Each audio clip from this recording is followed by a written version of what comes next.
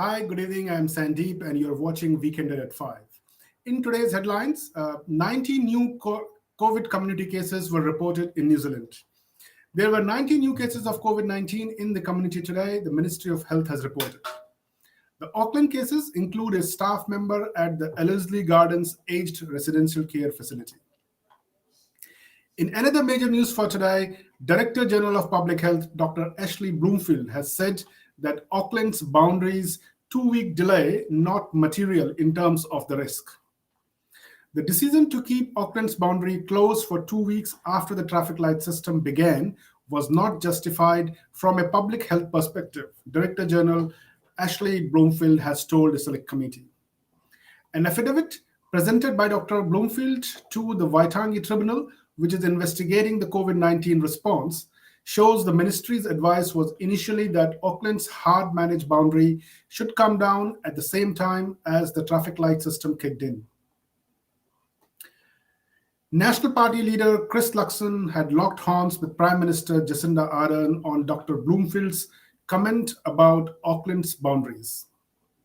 Luxon has accused the government of keeping Auckland's boundary locked for a longer time than needed, keeping the families separated unnecessarily and preventing people from getting ahead in life. Prime Minister Jacinda Ardern has defended her government with the retort that government had taken advice from public health officials, but had also weighed up the need to ensure people were kept safe. In the last major headlines for today, trade relations with India has failed to find a mention in New Zealand's Trade Minister Damien O'Connor's speech at University of Auckland today. Minister O'Connor was speaking at Auckland Trade and Economy Policy School, organized by Ministry of Foreign Affairs and Trade, where trade relations with India has failed to find a single significant mention, once again confirming a growing and worrying concern among some key stakeholders of relationship between New Zealand and India that India remains a low priority for this government. So to discuss more on this important issue, we have got Auckland University of Technology's Senior Lecturer of Economics, Dr. Rahul Sain, who is also Associate Research Fellow in New Zealand Institute of India Relations, NZIIRI, at Wellington. So welcome to our digital studio, Dr. Rahul. How are you today? I'm doing good. Thank you, Sandeep, for having me. Right. So, Dr. Rahul, is it a fair call to say that India, as of today, remains a very low priority in terms of New Zealand government's worldly outlook, be it in political, strategic, or in trade relations? Yes, I guess you would have to agree with that after the observations in the Trade Minister's keynote at this very important annual event, which is organized by the University of Auckland and which is around New Zealand's trade policy strategies. So, I mean, it's understandable that, the focus will be on the current FTA partners and the prospective FTA partners of New Zealand, like UK, and of course, New Zealand is very excitedly looking forward to completing a free trade agreement with the EU sometimes next year. The RCEP is coming into force, so that's all perfectly understandable. But then what seems to be, concerning, as you rightly mentioned, is the fact that there is not even a mention of India being one of the important trading partners of New Zealand for the near future. Sure. And yeah, give a quick recap to our viewers and our readers that FTA with India has, it has been stagnated. Like, there has been probably 10 to 12 different rounds of talk, which started probably a decade ago. And probably sometime ago, actually, that whole talks about FTA got derailed and the focus shifted towards forging an alliance of free trade within the RCEP environment, the Regional Comprehensive Economic Partnership, where probably New Zealand and India could come together for a free trade.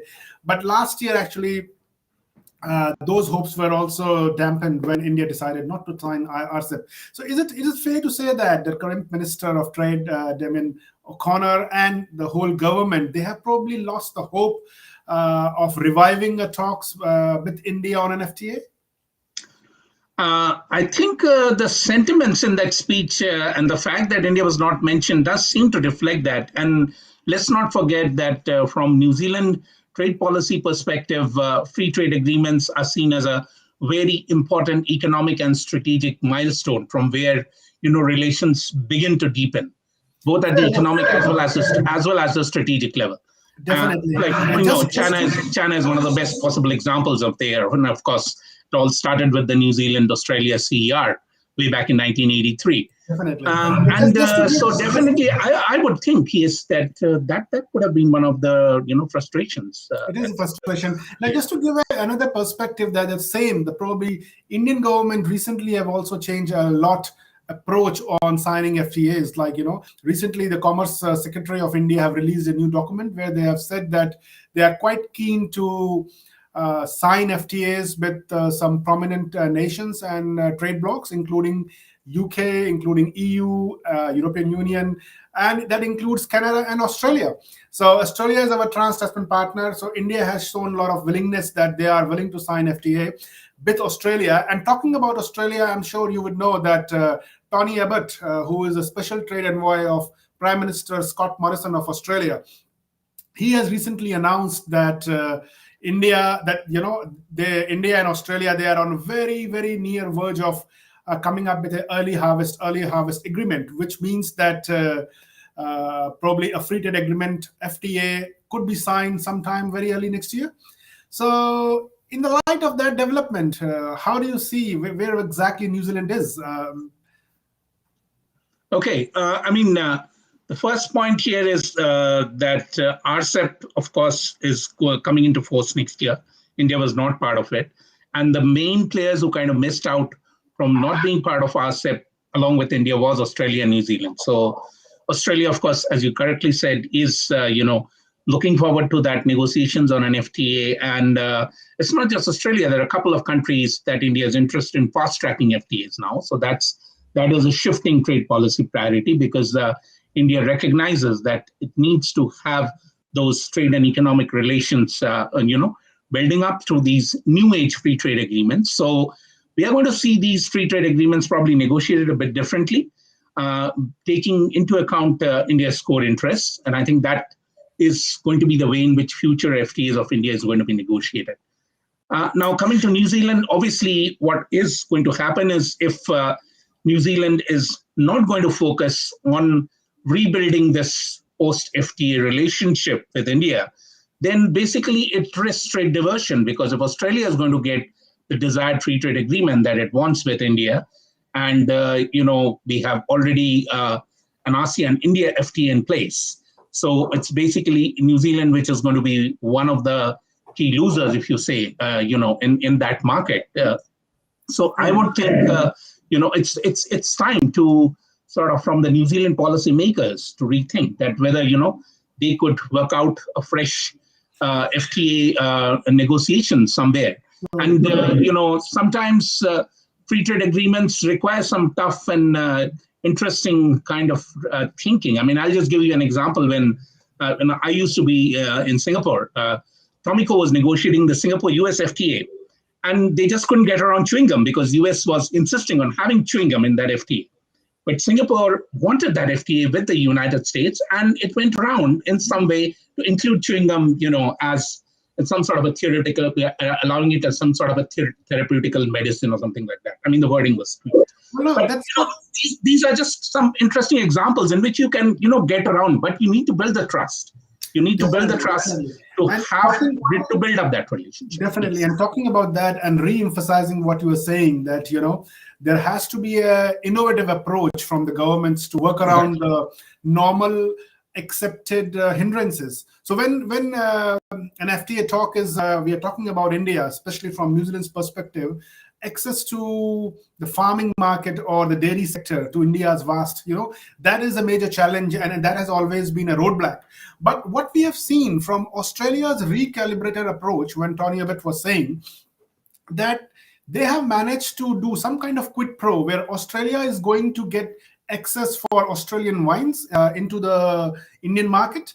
And in lieu of that, they're okay to give away some some opening in terms of the dairy sector, realizing how sensitive India is in terms of its farming sector.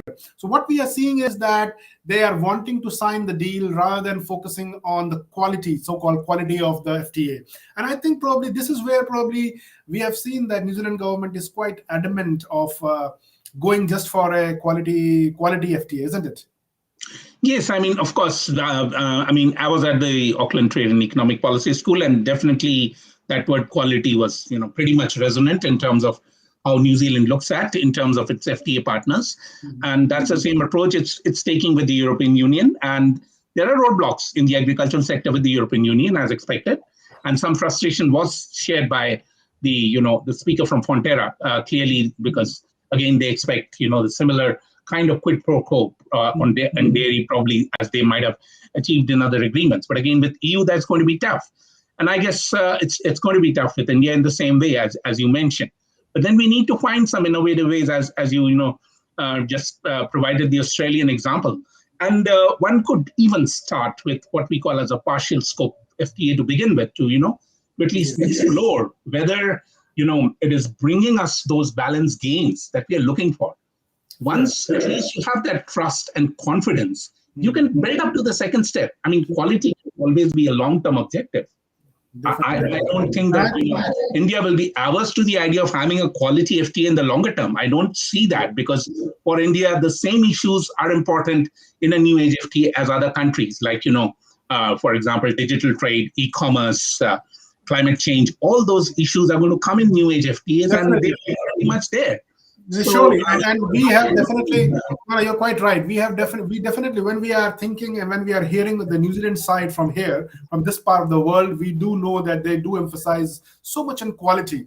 But probably the trade policy negotiator here in New Zealand, they fail to take, consideration of India's point of view, which is about asymmetry in the size of the market. They have to also understand, New Zealand exporters will be getting access to a vast Indian market, whereas in comparison, probably New Zealand is not that big market, for the products from India. And anyways, coming back to Australia, the way they have managed to recalibrate their approach by getting access to Australian wines is probably by giving a quid pro concession to India in terms of free movement of India's professionals. As you know that. India has been a great, advocate that they should be getting a free movement of human resources as well, along with goods and services in the new age negotiations. So don't you think that probably New Zealand government also need that kind of innovative thought process to do some kind of quid pro with India? Absolutely, I agree with you, Sandeep. And India is not new to this. India, when it negotiated its first bilateral agreement as part of its Act East policy with Singapore, it had movement of professionals being negotiated as part of that. So it has experience in there. And of course, negotiating with Australia should give them a good handbook in terms of, what they should expect from the New Zealand market. And so the point about asymmetry, as you had just discussed, that's obviously a very important fact. But again, let's not forget, India is a huge market. So even if tariffs are reduced for New Zealand products, to what extent will this actually affect, the competitiveness in the Indian market? New Zealand exporters do not have that huge scale to, flood Indian markets with their products. So I think, we need to just rethink on, some of these realities while, thinking about these, building up these relationships. And building up relationships is always going to be the key in, having that long-term business impact that we are expecting. And again, in that context, as you mentioned, movement of professionals, one of the key things that will spur it is direct connectivity. And that's a huge roadblock that we have here. And I don't know that, why we are still delaying the fact or not to have a direct connectivity with the Indian market. It's as we already know, it's the fourth largest political power in Asia right now. In terms of OECD projections, next year it's going to grow at 8.1%, faster than China, faster than any other country in the world. 5.5 in 2023. So what's stopping from exploring that connectivity? I think that's for New Zealand government to answer. Probably me and you, we can just create more thinking around this. You have quite raised quite valid point around that. That India ranks as the number fourth ranked power in the whole Asia Pacific. In the same scale, probably, yeah, it's time for New Zealand to relook on India as a great partner, both in the Indo-Pacific and not only in terms of trade, but also in broader political and strategic space. Now, yeah, thanks for the insight, Rahul. I really enjoyed talking to you. I'm sure that our viewers would have loved this conversation. But before I let you go for today, if I have to ask your observation that, where do you find the lack of energy or lack of passion or lack of commitment in terms of advancing this relationship? Is it more at the bureaucratic level, or is it more at the political and strategic level? I mean, that would be a hard one for me to exactly comment on, because I'm not a political strategist. I'm more of an economist. I look at the numbers in the way they track. And of course, the way the trade numbers have tracked during the pandemic certainly suggests that, there have been serious issues, perhaps around supply chain and other facts. And of course, closed borders, which definitely have affected India-New Zealand relations. But the point that we need to emphasize here is that India should be a priority in the mind of New Zealand policymakers, not just for the short term, just for 2022 and beyond. But we are talking about the long-term recovery from the pandemic. And as part of that, India should be one of the important players, when we are looking at, this whole network of countries coming together to help these countries recover out of the pandemic. And India is already playing a major role in vaccines and in the vaccine supply chain. So that's just, one example of how India is coming up. Surely, and just to add on what you were saying, that the partnership with India, a more energetic and more reinvigorated partnership with India, will be creating a win-win outcome for both the countries, and more importantly for the broad Kiwi Indian diaspora. Like right now, we have got more than 250,000 strong Indian diaspora here in New Zealand, a thriving diaspora. So probably, yeah, that is something that they are aspiring to, they are looking forward to, and they want to see movement on both sides, isn't it? Absolutely. And given the economic contribution that we have, about 10 billion odd economic contribution. So that's not a small number. So it's time that, the community's efforts are recognized, both in terms of their economic contribution and also in terms of, advancing the business and trade relations. No, that's great. Now, thank you very much, Rahul. I think that's an important point where we can conclude our energetic conversation tonight. And thanks for your time today. And we will look forward to Sandeep for having me in the future. Thank you. So this is Sandeep along with our production team at Weekend at 5. Thank you.